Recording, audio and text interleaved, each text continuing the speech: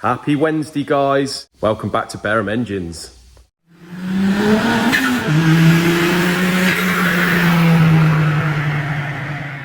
So, I'm just going to run you through what I've been up to in the last day or so. Still boring blocks and barrels and what have you. We've got a Mini 1275 down there. That's going out to plus 60. We've got some nice Omega pistons down here. So, just in the process of that. We've got the MGB 1800 block here. That was the one with the standard bore, the subscriber that's down on holiday in the motorhome. We've rebored that. We've refaced the block. Basically, he wanted to have the pistons 15 thou below the surface on this. He's worked that out, that his compression ratio will be right. They were 7 thou below as they were. He's done his dummy build. I faced 2 thou off the block face because the block had been faced, but I just wanted to make sure that it was all good. So then that left us with 5 thou piston below the surface. He wants 15. So what I've done is I've faced 10 thou off the outside of the piston crowns, and that's all ready to go. We've just put the second Land Rover block up, and this was at 40, plus 40 already on the bores. He's got plus 40 pistons, so really he wants all of them linered. But what I'm going to do is just hone them all out and see which ones clean at 60. If they all clean at 60, because it doesn't take that much to hone that amount out. I've took it out of this one, which is the worst one. If you see that, that's at plus 60 now, and you've still got some corrosion in the top there. So that one definitely needs liner in. Just take these out and see if they clean at 60. Then I'm going to give him the option whether it would be cheaper for him to buy a set of 60 pistons or use the ones he's got and we liner the whole block. But it's going to be more expensive to liner it and obviously a lot more work. So we'll see what happens there with those three. The Cosworth here, I've ordered all the bits for that one. We're going to get this block off because that's not the block we're going to be using. We're going to be using the one over there. So I'm going to bore that to 0.5 mil. Checked the mains housings and that's all good. The crank has polished up because the crank's been ground anyway. So that's polished up. And once I've done the block, all the bits should be here in the next couple of days and we can crack on and do this one. The Jaguar, ordered all the bits for that, so we are going to, I've made a bit of space here. The V8 Rover engine, I've just sort of moved that and covered that up for a minute because we are waiting on the crank assembly. No, we're waiting on some pistons to come so we can get the crank assembly balanced and what have you, so we can't really go any much further with that at the moment, and there's no rush on that anyway because the car's been restored. So we just got to get this one done. This is priority at the moment, so just going to get tomorrow, we're going to get the heads apart. We've got Paul Dove in tomorrow, so Paul, we are going to set on that job, which I'm going to tell you about in a moment.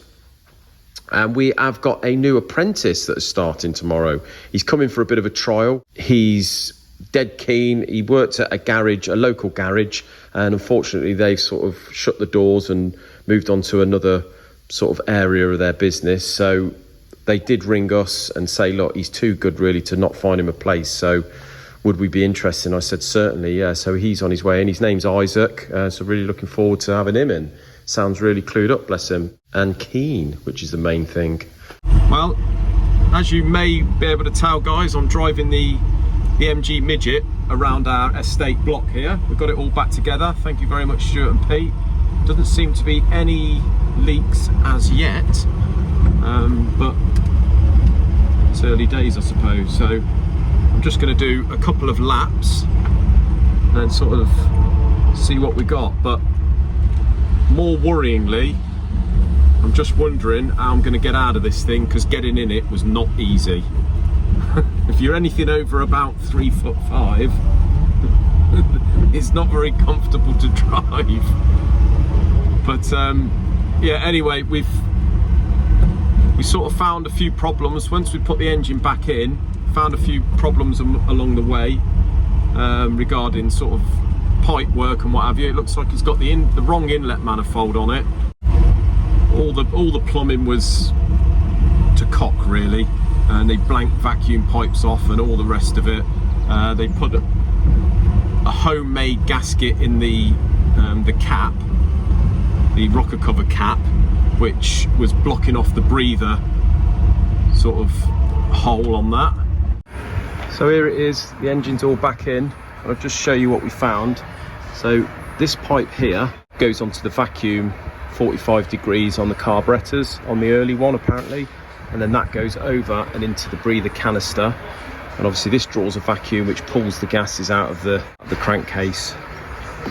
This basically, I've got a feeling, and you guys might tell us differently, but I've got a feeling that inlet there is different because this has been blocked off, and I think rather than this sort of setup, they do this pipe off the canister goes into a PCV valve on top of there, which then goes into the airbox.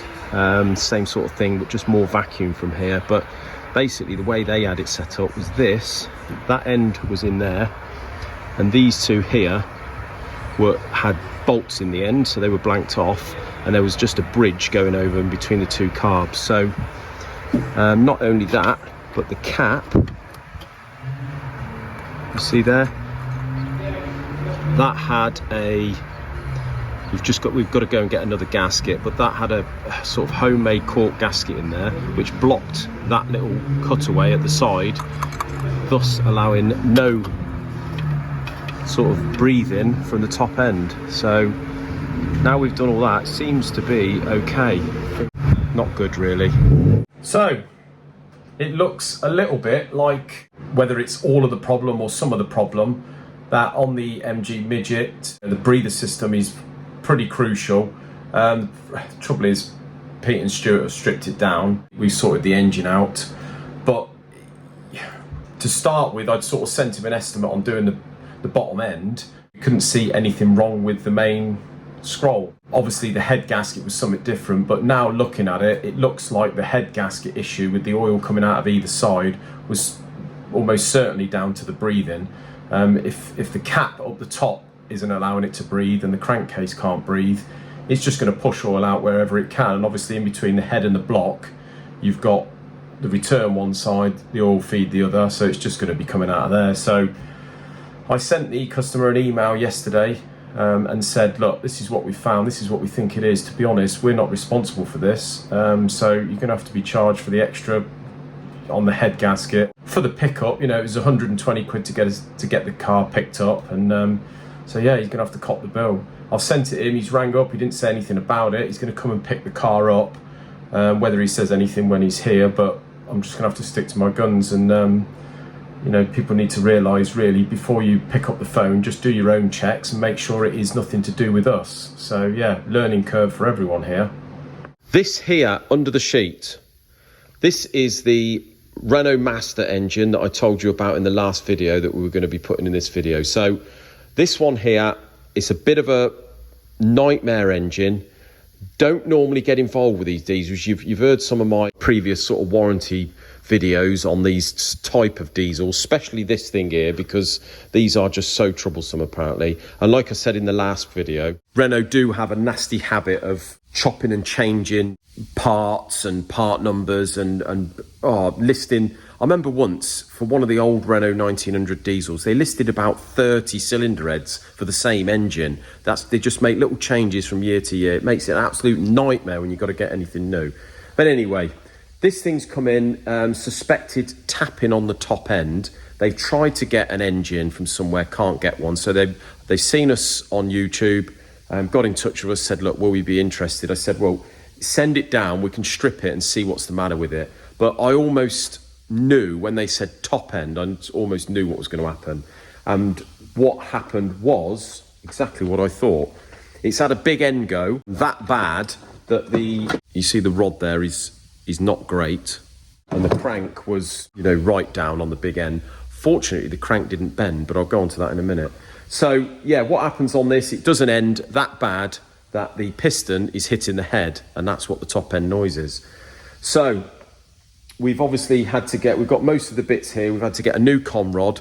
John was a bit doubtful on the crank because usually if it doesn't end that bad, it bends the crank. He's put it up there, clocked it in, and it actually hasn't bent. So fortunately, I think they go down about a mil on the big ends for the bearings. So he seems to think this is going to clean because it hasn't bent. You're not got to grind it out. So I think we've rescued that. We can get another crank, but they're about £1,000. So he's put that one up in the crank grinder. Hopefully that grinds, and that's the crank sorted. We've got another con rod, brand new con rod down here. Obviously got the gaskets, the bearings. These are the biggest oversized bearings you can get, so hopefully the crank grinds at that. If not, we can send them back. We've been through the cylinder head. Not a disaster on the cylinder head, actually. The valves weren't great, but we've been through that, sorted all that. But the block face was horrendous. As you've seen in the last video, we've skimmed it. We've had to end up taking about 12 thou off that. So that does mean that I'm going to have to modify the piston. So once we've got the crank sorted, I've bored the block to 0.5 mil oversize, face the block out. I'm going to have to do a dummy build and maybe machine the piston crowns. Well, I definitely am going to have to machine the piston crowns. The gaskets, you can get different thickness head gaskets for diesels, as you may know. But usually, if you can get sort of some of the gaskets range, they do about 5 different thicknesses and they go in notches. And they can do, depending on what manufacturer, they can sort of vary from standard to thickest, about 12 thou. But a lot of the time now, they'll do like 3 different notches and they only range about 4 thou. I don't really see what the point is, to be honest. But I think it just sort of allows one skim on the head.